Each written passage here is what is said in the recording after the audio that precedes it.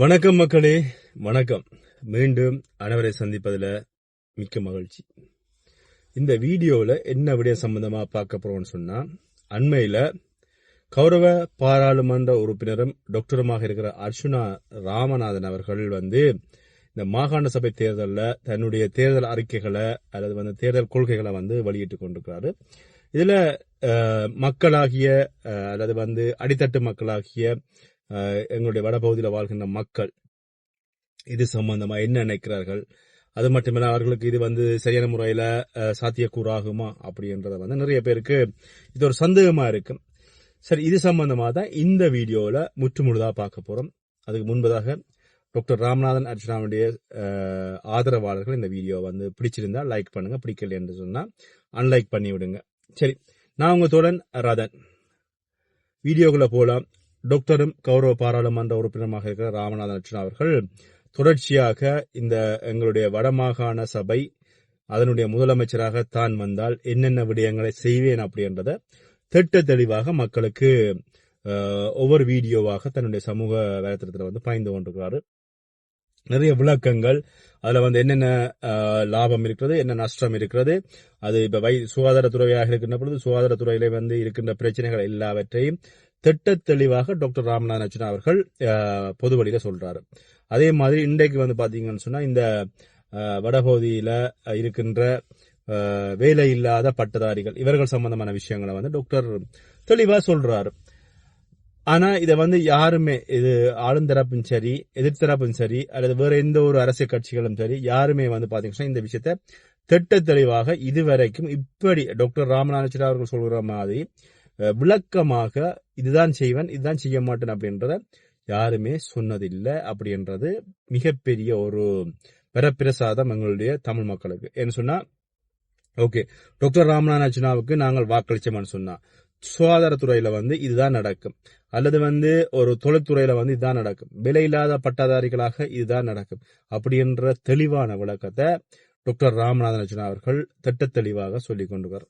கடந்த வீடியோவில் பாத்தீங்கன்னா சுகாதாரத்துறை சம்பந்தமாக என்னென்ன விஷயங்கள், அதாவது வைத்தியசாலையினுடைய டாக்டர்மாருக்கு என்னென்ன லாபம் இருக்கிறது, வைத்தியசாலை எப்படி அபிவிருத்தி செய்யறது, அங்கு வருகிற நோயாளிகளுக்கு என்னென்ன செய்கிறது, அதே மாதிரி சுகாதார உத்தியோகர்களுக்கு என்னென்ன விஷயங்கள் செய்கிறது, இப்படியான விடயங்களை டாக்டர் கடந்த அந்த வீடியோக்களை சொல்லியிருந்தார். இன்றைக்கு பாத்தீங்கன்னு சொன்னா இந்த மாகாண சபை எனக்கு கிடைச்சா இந்த வேலை இல்லாத பட்டதாரிகளை எப்படி அடுத்த கட்ட நோக்கி அவர்களை நகர்த்துவது, அது சம்பந்தமான விளக்கத்தை டாக்டர் தெளிவாக சொல்லியிருக்காரு. நான் முதல்ல சொன்ன வீடியோ சொன்னதான் திருப்பியும் சொல்றேன்.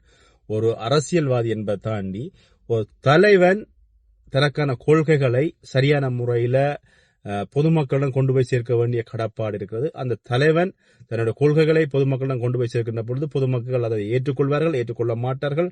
அதன் அடிப்படையில தான் அவங்க இந்த வாக்குகளை எந்த ஒரு அரசியல்வாதிக்கும் வாக்கு போடுவாங்க. அப்படி இருக்கின்ற பொழுது டாக்டர் ராமநாதன் அர்ச்சுனா அவர்கள் இந்த படித்த வேலை இல்லாத பட்டதாரிகள் இவர்கள் பாத்தீங்கன்னு சொன்னா, இவர்கள் இந்த அரசியல்ல வந்தா ஒரு அமைச்சரா சொன்னா வடமாகாண முதலமைச்சராக டாக்டர் வருகின்ற பட்சத்தில் அதுல ஒரு அமைச்சராக வருகின்ற பொழுதும் அவர்களுக்கான வருமானம் எவ்வளவு, அவர்களுக்கான என்னென்ன வாகனங்கள் கொடுப்பாங்க, அவங்க என்னென்ன செய்கிறது, அது மட்டும் இல்லாம வடமாகாணத்துல என்னென்ன விஷயங்கள் செய்யறது, அது மட்டும் இல்லாம ஒரு ஒரு வடமாகாணத்துல ஒரு முதலமைச்சராகிறது மட்டும் இல்லாம ஒரு படிச்ச பட்டதாரியாக கட்டாயம் அரசாங்க உத்தியோகத்தை மட்டும் நம்பி இருக்காமல் ஒரு சுயதொழில் ஆரம்பிச்சால் அதுல வருகின்ற லாபங்கள் நட்டங்கள் சம்பந்தமாக இப்படி ஒரு ஒரு தெளிவான விளக்கத்தை டாக்டர் ராமநாதன் அர்ச்சுனா அவர்கள் தன்னுடைய வழி சமூக வலைத்தளத்தை அவர் பகிர்ந்து கொண்டே இருக்கிறார்.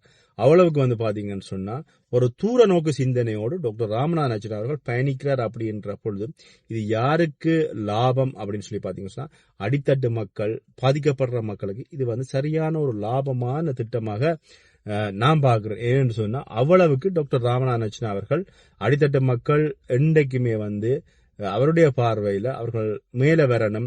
அது மட்டும் இல்லாமல் இப்ப படிச்சு போட்டிருக்கின்ற பட்டதாரிகள் வேலை இல்ல வேலை இல்ல வேலை இல்லைன்னு சொல்லி வீதி வீதியா நின்று ஆர்ப்பாட்டங்கள் செய்வதும் இல்லாமல் இந்த வெயிலுக்குள்ள போய் நின்று கொண்டு அவர் படிச்ச பட்டதாரி என்ற பட்டத்தை வச்சுக்கொண்டு அவர்கள் படுகின்ற கஷ்டங்கள் துன்பங்கள் டாக்டர் ராமநாதன் அர்ச்சுனா அவர்களுக்கு விளங்கி இருக்குது. அதனாலதான் அவர் தெளிவாக ஒரு விஷயத்தை சொல்றார். ஆனால் இதுல படிச்ச பட்டதாரிகள் அல்லது இந்த பட்டதாரிகள் அப்படின்னு சொல்லுகின்ற வேலையில்லாத பட்டதாரிகள் அப்படின்னு சொல்றவங்க ஒருக்கா வந்து சொல்றாங்க டாக்டர் ராமநாதன் அர்ச்சுனா அவர்களுக்கு வந்து நாங்கள் ஆதரவா இருப்போம்னு சொல்லி, இன்னொரு நாள் வந்து அவரை தூத்துறாங்க, இன்னொரு நாள் சொல்றாங்க இல்ல சைக்கிள் கட்சிக்கு நாங்கள் வந்து ஆதரவா இருக்கிறோம் அப்படின்னு சொல்லி, இன்னொரு நாள் சொல்றாங்க வந்து யாருக்குன்னு சொன்னால் பாராளுமன்ற உறுப்பினர் ஸ்ரீதரன் அவர்களுக்கு வந்து ஆதரவா இருக்கிறேன்னு சொல்லி. ஒரு நிலையாக வந்து அவர்கள் இல்ல, அவங்க வந்து ஒரு தளம்பல் நிலையில இருக்கிறாங்க. இந்த நிலையில வந்து டாக்டர் ராமநாதன் அவர்கள் வந்து சொல்லியிருக்காங்க, நீங்க படிச்ச பட்டதாரிகள் தயவு செஞ்சு வாங்க, அரசியலுக்கு வாங்க, எனக்குள்ள இருங்க, நான் வந்து என்னென்ன விஷயங்கள் செய்யணும் அப்படின்றது எல்லாவற்றையும் நான் உங்களுக்கு போட்டித்தாரன், அதை வந்து சொல்லித்தாரன், நீங்க அதன்படி பயணிங்க,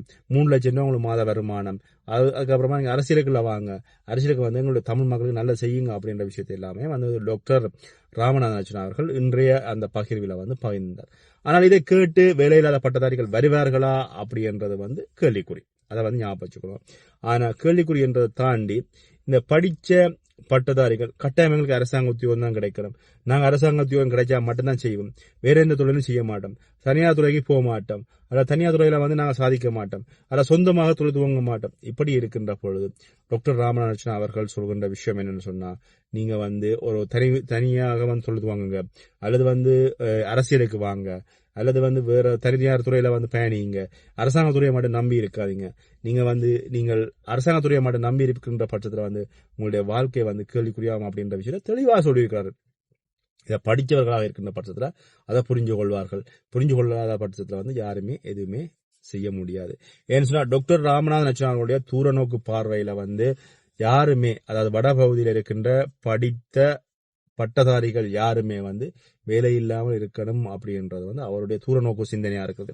அண்மையில ஒரு விஷயம் வந்து பார்க்கக்கூடிய, அதாவது இந்த பஸ் டிரைவர் அவர்களுக்கு வந்து 1 லட்சம் ரூபாய், 1,30,000 நினைக்கிறேன், 1,30,000 சம்பளம் கொடுத்து அவர்களை வேலைக்கு எடுக்கிறார்கள் அப்படின்ற பட்சத்தில் அவர்கள் வந்து எத்தனையான படித்தவர்கள் இல்லை, அவர்களிடம் பட்டம் இல்லை, ஒன்றுமே இல்லை, அவர்களிடம் இருக்கிறது வந்து வாகன சாரதி அனுமதி பத்திரம், இதை மட்டுமே வச்சுக்கொண்டு 1,30,000 சம்பளத்துக்கு வந்து இப்ப வந்திருக்கிற இந்த மெட்ரோ பஸ் அதுக்கு வந்து டிரைவர்களாக சேவைக்கு அமர்த்தப்படுகிறார்கள் என்ற பட்சத்தில் ஒரு பல்கலைக்கழகத்தில் படிச்ச வேலையில்லாத பட்டதாரிகள் எங்க இருக்கணும் அப்படின்றத யோசிச்சு பாருங்க, அவர்களுக்கான சம்பள நிர்ணயம் எங்க இருக்கணும்ன்றதை யோசிச்சு பாருங்க. இந்த ஒரு தூரநோக்கு பார்வையில எந்த ஒரு அரசியல்வாதி, வடபகுதியில் இருக்கின்ற ஆளுந்தரப்பின் அரசியல்வாதிகளும் இல்ல, தமிழரசு கட்சியினுடைய அரசியல்வாதிகளும் இல்ல, சைக்கிள் கட்சியினுடைய அரசியல்வாதிகளும் இல்ல, யாருமே இல்லாத நேரத்தில் டாக்டர் ராமநாதன் அர்ச்சுனா மட்டுமே ஒரு தூர நோக்கு சிந்தனையில என்னுடைய பகுதி மக்கள், என்னுடைய இளைஞர்கள், என்னுடைய சகோதர சகோதரிகள் இப்படி இருக்கக்கூடாது, அவங்களுடைய வாழ்க்கை தரம் உயரணும், அவங்க நல்லா வரணும், அவங்களோட குடும்பம் நல்லா வரணும், திருமணம் முடிச்சவங்களா இருந்தா அவங்க குடும்பத்தோடு மனைவியோடு சந்தோஷமா இருக்கணும் அப்படின்னு நினைக்கின்ற ஒரு நல்ல மனிதர் அப்படின்னு சொன்னா டாக்டர் ராமநாதன் அர்ச்சுனா அவர்களை தான் சார். அவர்கள் வந்து டாக்டர் ராமநாதன் அர்ச்சுனா அவர்கள் தன்னுடைய சகோதர சகோதரிகள் வந்து எல்லாருமே நல்ல ஒரு தரத்துல வரணும், படிச்ச பட்டதாரி இளைஞர்கள் வந்து நல்ல இடத்துல வரணும், அவர்கள் வந்து அவர்களுடைய குடும்பத்துல வந்து ஒரு படிச்ச பட்டத்துக்குரியான அங்கீகாரம் அவங்களுடைய குடும்பத்திலிருந்து ஆரம்பத்திலிருந்து கிடைக்கணும். அது மட்டும் இல்லாமல் குடும்பத்துல மட்டும் இல்லாமல் அவர்கள் வேலை செய்யறது மட்டும் இல்லாமல் சமுதாயத்தில் அவர்களுக்கு ஒரு அந்தஸ்து கிடைக்கணும் அப்படின்னு சொல்லி ஒரு தூர நோக்கு பார்வையில பார்க்கின்ற ஒரே ஒரு பாராளுமன்ற உறுப்பினர் டாக்டர் ராமநாதன் அர்ச்சுனா அப்படின்றதுல மாற்று கருத்து இல்லை. ஏன்னு சொன்னா நீங்க ஒரு விஷயத்தை புரிஞ்சு கொள்ளுங்க, இந்த வடமாகாண சபை முதலமைச்சர் என்கின்ற அந்த போட்டித்தன்மை இன்னும் இது நடக்குமா நடக்காதா அப்படின்றது இன்னொரு பக்கம் கேள்விக்குறி. அப்படி இருக்கின்ற பொழுது டாக்டர் ராமநாதன் அவர்கள், நான் இந்த முதலமைச்சர் போட்டியில நான் போட்டியிடுகின்ற பட்சத்துல என்னுடைய தேர்தல் கொள்கைகள் இப்படித்தான் இருக்கும் அப்படின்னு சொல்லி அது இன்னைக்கு ஒரு கேள்விக்குறியா இருக்கிற முதலமைச்சர் பதவி சம்பந்தமாக இன்றைக்கே வந்து அவருடைய தூரநோக்கு பார்வை அப்படின்றது எங்களுடைய அடுத்த சந்ததிக்கு அல்லது எங்களுடைய இளைஞர் பட்டாளத்துக்கு, இப்ப இருக்கின்ற இளைஞர் பட்டாளத்துக்கு என்னென்ன செய்யணும் அப்படின்றது அவருடைய ஒரு தூரநோக்கு பார்வையா இருக்குது. இதை புரிஞ்சு கொண்டவங்க டாக்டர் ராமநாதன் வந்து நேசிக்கலாம். ஆனால் இதுல இன்னொரு விஷயம், வேதனையான ஒரு விஷயம் சொன்னா, டாக்டர் சொல்லியிருந்தார் தன்னை வந்து ஒரு பெண் பட்டதாரி வந்து இழிவாக பேசிய விஷயம் சம்பந்தமாக டாக்டர் பேசியிருந்தார். அந்த விஷயம் உண்மையில கவலையான ஒரு விஷயம். நீங்க என்னதான் படிச்சு பட்டம் பெற்றிருந்தாலும் இன்னொருவரை மதிக்க முதல் தெரியணும். அதுவும் ஒரு அரசியல்வாதி, ஒரு பாராளுமன்ற உறுப்பினர், உங்களுக்காக பாராளுமன்றத்தில் குரல் கொடுக்கின்ற ஒரு பாராளுமன்ற உறுப்பினர் டாக்டர் ராமநாதன் அர்ச்சுனா அப்படின்ற மாற்றிக்கிறதுல உங்களுக்காக குரல் கொடுக்க வந்ததனாலதான் இன்று வரைக்கும் அந்த கொழும்புல இருக்கின்ற கோட்டை நீதிமன்றத்தில் வந்து இந்த மஞ்சள் கோட்டில் வாகனம் நிறுத்தின பிரச்சனை இன்று வரைக்கும் நடக்கிறதுக்கு காரணம் இந்த வேலையில்லாத பட்டதாரிகளுடைய ஆர்ப்பாட்டம் நினைக்கிறது. ஆக உங்களுக்காக குரல் கொடுக்க வந்த ஒரு பாராளுமன்ற உறுப்பினருக்கு நீங்கள் கொடுக்கிற மரியாதை இவ்வளவுதானா அப்படின்றது உண்மையில வேதனைக்குரிய ஒரு விஷயம். ஆனால் நீங்க என்னதான் மரியாதை கொடுத்தாலும் சரி கொடுக்காவிட்டாலும் சரி உங்களுக்காக நான் இருக்கிறேன் அப்படின்ற ஒரு தன்னம்பிக்கையை கொடுக்கின்ற ஒரே ஒரு பாராளுமன்ற உறுப்பினர் டாக்டர் ராமநாதன் அர்ச்சுனா அப்படின்றத மாற்று கருத்து இல்லை. அதனால எதிர்வருகின்ற இந்த முதலமைச்சருக்கான மாகாண சபை தேர்தல் நடந்தால் டாக்டர் ராமநாதன் அவர்களுக்கு நீங்கள் ஏன் வாக்களிக்கணும் அப்படின்றதுக்காக நிறைய விஷயங்களை டாக்டர் ராமநாதன் அவர்கள் பொது வழியில பகிர்ந்து கொண்டிருக்கிறாங்க. அது மட்டும் இல்லாமல் நீங்க அவருக்கு வாக்களிச்சீங்கன்னு சொன்னா உங்களுடைய வாழ்க்கை மட்டும் இல்லாமல் உங்களுடைய எதிர்கால சந்ததியினுடைய வாழ்க்கையும் ஒரு ஒரு ஒரு ஒரு ஒரு ஒரு பிரகாசமான வாழ்க்கையாக அமையும் அப்படின்றத மாற்றுக்கிறதுல நீங்க தான் யோசிக்கணும், நீங்க தான் சிந்திக்கணும், யாருக்கு வாக்களிக்கணும், டாக்டர் ராமநாதன் வாக்களிச்சா எங்களுக்கு என்ன கிடைக்கும் என்ன கிடைக்காது அப்படின்ற எல்லா விஷயத்தையும் நீங்களே சிந்திச்சு டாக்டர் ராமநாதன் அர்ச்சனாவுக்கு வாக்களிக்கிறோமா இல்லையான்றத முடிவெடுங்க. இது சம்பந்தமான இந்த வீடியோ சம்பந்தமான உங்களுடைய கருத்துக்களை பகிர்ந்து கொள்ளுங்க. மீண்டும் இன்னொரு வீடியோவில் சந்திக்கிறேன். நன்றி.